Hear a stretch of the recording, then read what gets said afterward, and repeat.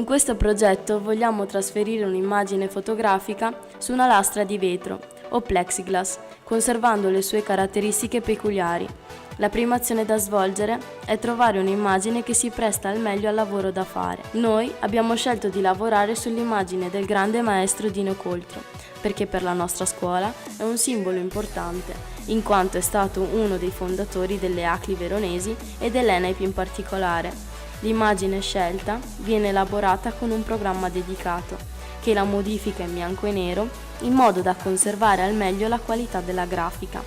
Il prodotto ottenuto viene quindi salvato in un determinato formato denominato PRG, che viene poi aperto con un programma di modifica usato per ritrattare e convertire ulteriormente l'immagine in un altro formato, JPEG. Per le correzioni finali è essenziale l'utilizzo di ArtCam, programma per la modifica di immagini con precisione.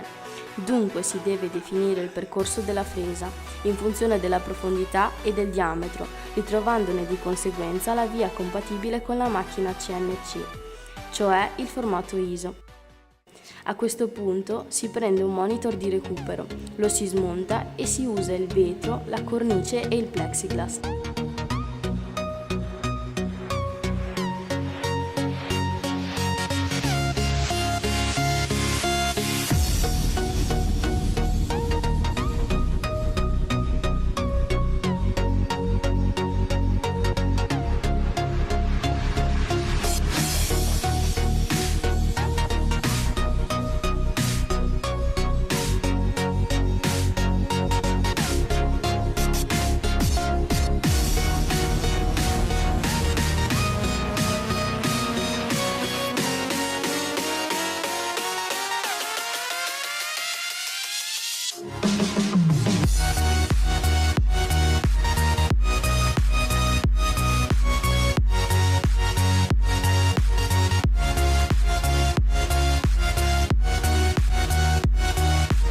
Si carica il file sulla macchina che procede nella fase di incisione sul plexiglass, che può essere precedentemente pretrattato in superficie con vernice nera per esaltare l'effetto tridimensionale.